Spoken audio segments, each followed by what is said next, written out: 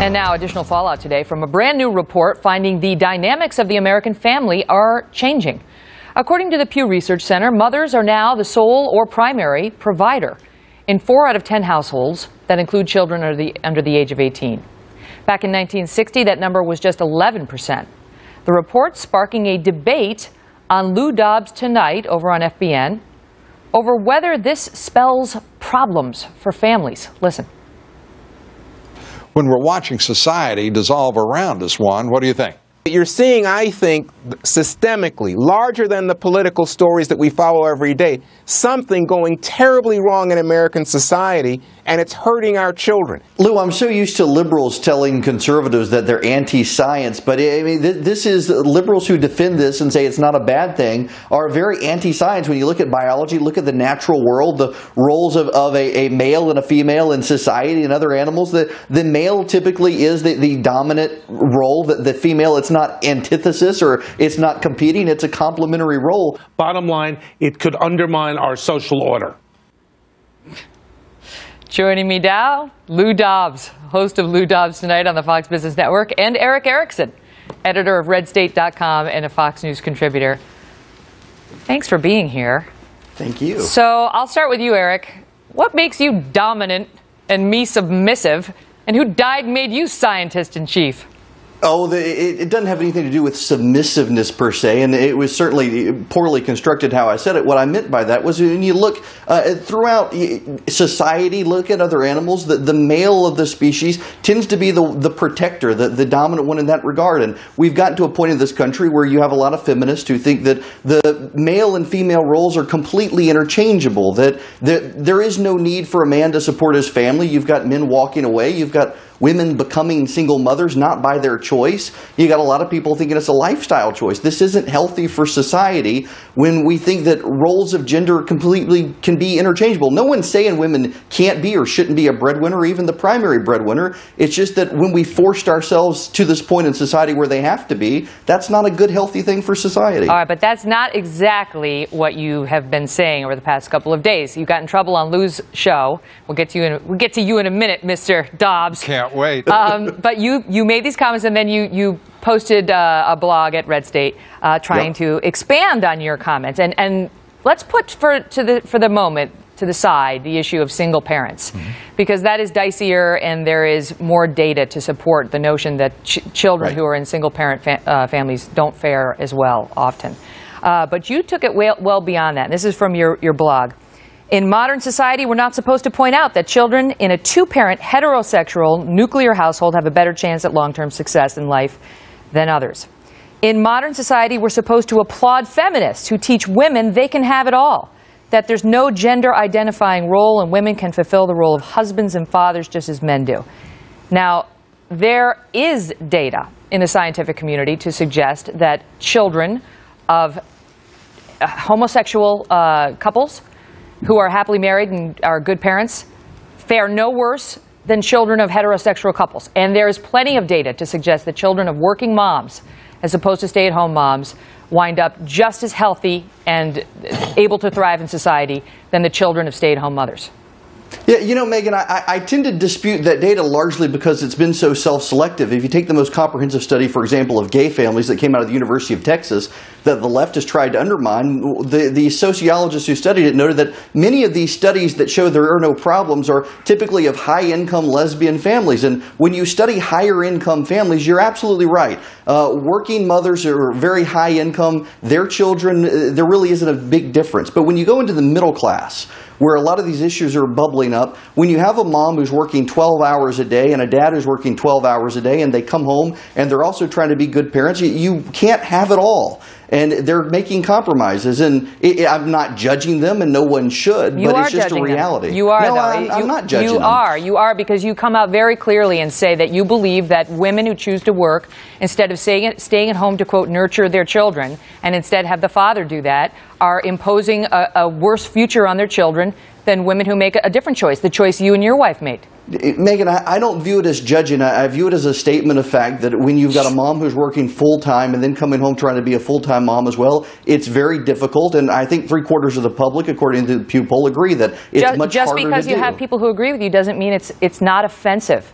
And I know in your blog, you talk about how you believe it's feminists, and I don't know what the word is, some sort of liberals. Eco-liberals? What did you call them? Emo-liberal. Right. Yeah, I don't know what that is. About it. But I don't think I'm an emo-liberal, and I don't describe myself as a feminist. Either. But I will tell you, I was offended by your piece nonetheless. I didn't like what you wrote one bit, and I do think you are judging people. To me, you sound like somebody who's judging but wants to come out and say, I'm not, and now let me judge. And by the way, it's science, it's fact. Well, I mean, I have this is a list of studies saying your science is wrong and your facts are wrong. I want to get Lou in. Lou? You agree with this? Because you certainly sounded like you agreed with him when he was on your show.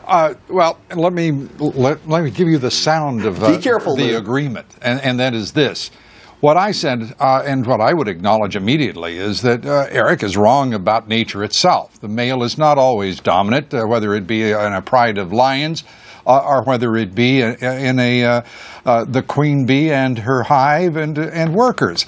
But when the Serengeti is on fire, and that's what I was saying, it is time to look at what the impact here is. We are looking at a war on drugs that we're losing. We're looking at an economy in which jobs are not being replaced with either equal pay or near equal pay with a replacement job. We are watching classic traditional jobs in construction, manufacturing that have been male-dominated in the sense that they were the predominant number of workers disappearing. We are looking at a society in which change is the absolute hallmark. And for people, and for anyone, in any discussion, in any debate on what is happening with women in the workplace, to ignore the fact that we have marriages breaking up, shattering in this society, and we know that reduces by at least Why are you attributing that to women in the workforce? Excuse me. Let me just finish what I'm saying, if I may, O dominant one. The fact is that 3 times as many people in a single-parent household are likely to end up with great psychological illness, with severe psychological illness. Single-parent families. We were putting that to the side. We were putting that to the side. We can't put it to the side. You can't put it to the side. Yes, we can, Lou, because we've had that debate, and that's not what this debate was about. The debate, the place I took the debate. It's exactly what it's about. No, it isn't. It is not, because Erick took it. Think about the reason. Think about the reason. Let me go back to Erick. No, because you're getting out of bounds. You're getting out of bounds on the safer territory. Let me go back to Erick, because this is from your blog. This is according to Erick Erickson, and I quote, "The truth. Kids most likely will do best in households where they have a mom at home nurturing them while dad is out bringing home the bacon." American Psychological Association 2010 study, according to a review of 50 years of research. Children whose mothers work are no more likely to have any problems than kids whose mothers stay at home. They studied 69 studies over 59 years of research. Your fact and your science, Erick, is not supported by the American Psychological Association, the American Academy of Pediatrics, Columbia University study, University of North Carolina study. I mean, why are we supposed to take your word for it, Erick Erickson's science, instead of all of these experts? Well, because one, I think the experts can be as politically motivated as anyone else when it comes to these particular studies, because it plays into a particular current notion that it's okay. And second, I do think when you got 3/4 of the public willing to recognize that the increase in moms as breadwinners, it makes it harder to raise kids. Yeah, I think most people understand moms typically are more nurturing than dads. Not always, not in all cases, and it's painting very broad brushstrokes, I admit.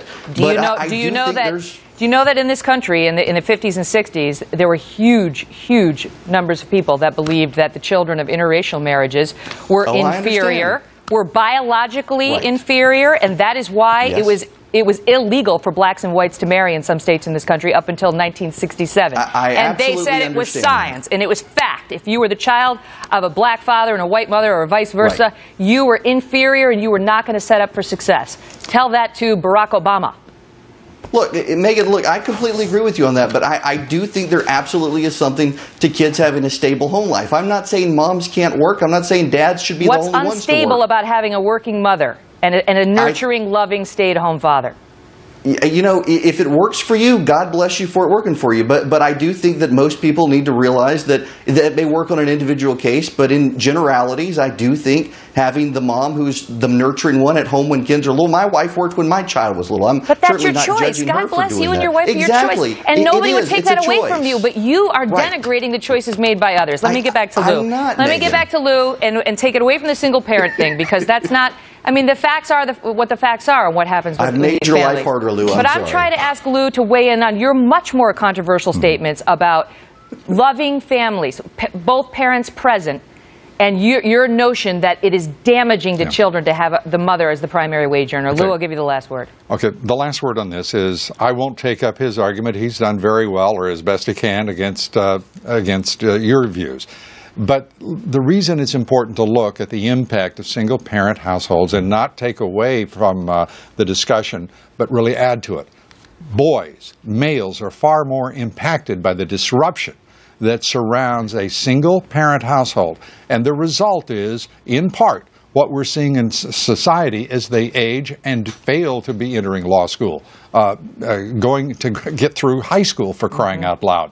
It is very important to keep that in the discussion, in the debate. I got it. And meanwhile, God bless you and my wife and my daughters. I think I came out of this all right. Look, you guys, I realize I'm in the 14th stand up, guys, century, for coming Megyn. on. Thank you both for being here. We'll be right back. Don't go away.